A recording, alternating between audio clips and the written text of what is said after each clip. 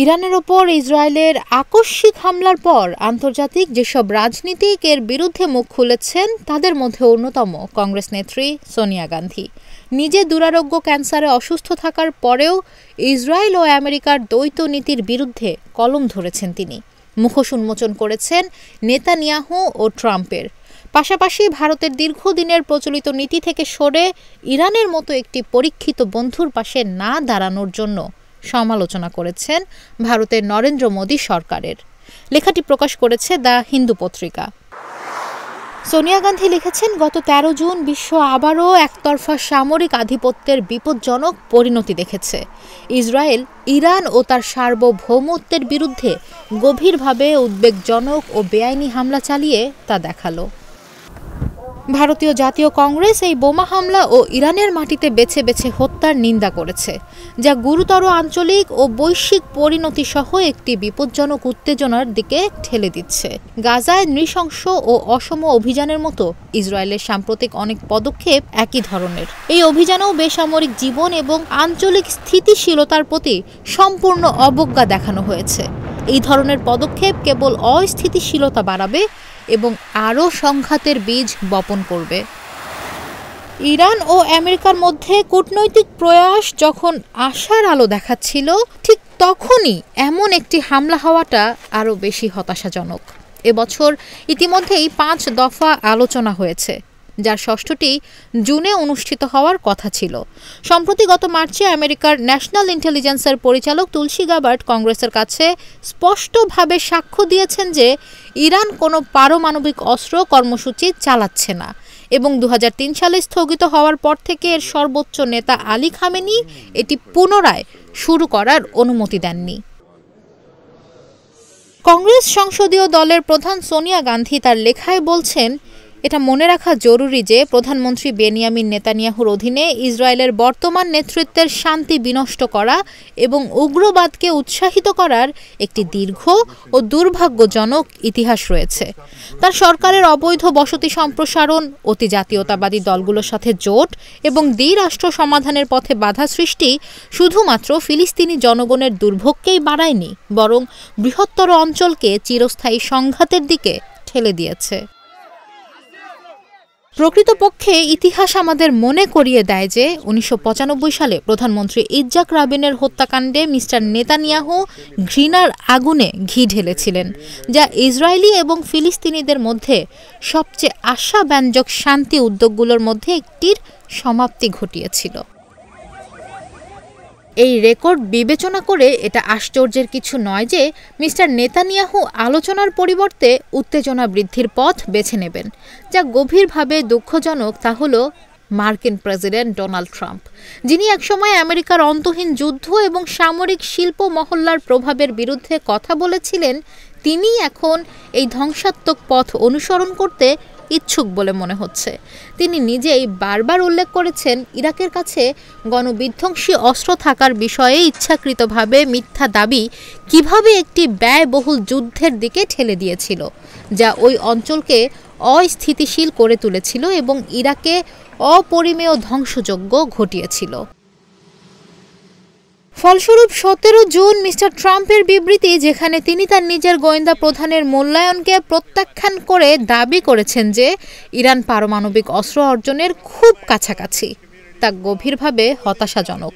বিশ্ব এমন নেতৃত্ব আশা করে এবং চায় যা তথ্যের ওপর ভিত্তি করে এবং কূটনীতির দ্বারা চালিত হবে, বল প্রয়োগ বা মিথ্যাচার দ্বারা নয়। প্রেসিডেন্ট ট্রাম্প ও ইসরায়েলের প্রধানমন্ত্রী বেনিয়ামিন নেতানিয়াহুর সমালোচনা করে সোনিয়া গান্ধী লিখেছেন, ওই অঞ্চলের জটিল ইতিহাস বিবেচনা করে পারমাণবিক অস্ত্রে সজ্জিত ইরান সম্পর্কে ইসরায়েলের নিরাপত্তা উদ্বেগ উড়িয়ে দেওয়া যায় না। তবে দ্বৈতনীতির কোনো স্থান থাকতে পারে না। ইসরায়েল নিজেই একটি পারমাণবিক অস্ত্রধারী রাষ্ট্র এবং প্রতিবেশীদের বিরুদ্ধে সামরিক আগ্রাসনের দীর্ঘ ইতিহাস রয়েছে তার।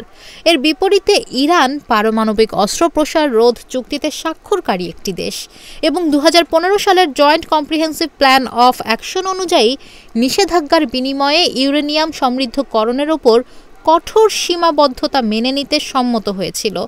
জাতিসংঘ নিরাপত্তা পরিষদের ৫ স্থায়ী সদস্য জার্মানি এবং ইউরোপীয় ইউনিয়ন দ্বারা সমর্থিত এই চুক্তিটি আন্তর্জাতিক পর্যবেক্ষকদের দ্বারা যাচাইকৃত ছিল। 2018 সালে আমেরিকা একতরফাভাবে চুক্তি থেকে সরে আসে। সেই সিদ্ধান্ত বছরের পর বছর ধরে করা কষ্টকর কূটনীতিকে নস্যাৎ করে দেয় এবং আবারও এই অঞ্চলের ভঙ্গুর স্থিতিশীলতার উপর একটি দীর্ঘ ছায়া ফেলে। ভারতকেও সেই বিচ্ছেদের পরিণতি ভোগ করতে হয়েছে।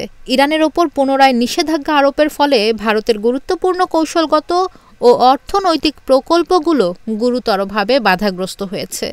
এর মধ্যে international north south transport corridor এবং চাবাহার বন্দরের উন্নয়ন অন্তর্ভুক্ত আছে। এই উদ্যোগগুলোর মধ্যে এশিয়ার সাথে গভীর সংযোগ এবং আফগানিস্তানে সরাসরি যোগাযোগের সুযোগ করে দিয়েছিল। ইরান ভারতের দীর্ঘদিনের বন্ধু এবং সভ্যতা হিসেবে গভীর বন্ধনে আবদ্ধ। জম্মু ও কাশ্মীর সহ গুরুত্বপূর্ণ বিষয়ে ইরানের অবিচল সমর্থনের ইতিহাস রয়েছে। 1994 সালে কাশ্মীর ইস্যুতে জাতিসংঘ মানবাধিকার কমিশনে ভারতের বিরুদ্ধে একটি প্রস্তাব আটকাতে ইরান সাহায্য করেছিল। প্রকৃতপক্ষে ইসলামিক প্রজাতন্ত্রী ইরান তার পূর্বসূরি ইম্পেরিয়াল স্টেট অফ ইরানের চেয়ে ভারতের সাথে অনেক বেশি সহযোগিতামূলক ছিল, যা 1965 ও 1971 সালের যুদ্ধে পাকিস্তানের দিকে ঝুঁকেছিল। এদিকে গত কয়েক দশকে ভারত ও ইসরায়েল কৌশলগত সম্পর্কও গড়ে তুলেছে। এই অনন্য অবস্থান আমাদের দেশকে এই নৈতিক দায়িত্ব এবং কূটনৈতিক সুবিধা দেয় যাতে আমরা উত্তেজনা কমানো ও শান্তিপক্ষের সেতু হিসেবে কাজ করতে পারি। এটি কেবল একটি বিমূর্ত নীতি নয়। পশ্চিম এশিয়া জুড়ে লাখ লাখ ভারতীয় নাগরিক বসবাস ও কাজ করছেন, যা এই অঞ্চলের শান্তিকে একটি গুরুত্বপূর্ণ জাতীয় স্বার্থের বিষয় করে তোলে।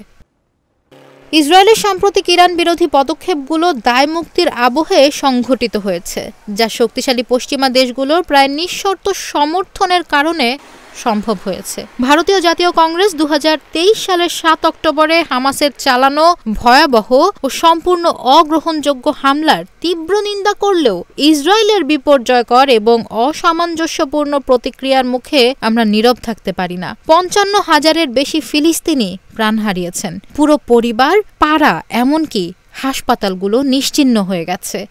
গাজা দুর্ভিক্ষের দ্বার প্রান্তে দাঁড়িয়ে আছে এবং এর বেসামরিক জনগণ অবর্ণনীয় দুর্ভোগ পোহাচ্ছে। ভারতের বর্তমান নরেন্দ্র মোদী সরকারের তীব্র সমালোচনা করে সোনিয়া গান্ধী লিখেছেন, এই মানবিক বিপর্যয়ের মুখে নরেন্দ্র মোদী সরকার ভারতের দীর্ঘদিনের এবং নীতিগতভাবে শান্তিপূর্ণ দ্বিরাষ্ট্র সমাধানের প্রতিশ্রুতি প্রায় পুরোপুরি ত্যাগ করেছে, যা একটি সার্বভৌম স্বাধীন ফিলিস্তিনকে ইসরায়েলের পাশাপাশি পারস্পরিক নিরাপত্তা ও মর্যাদার সাথে বসবাস করার প্রতিশ্রুতি দেয়।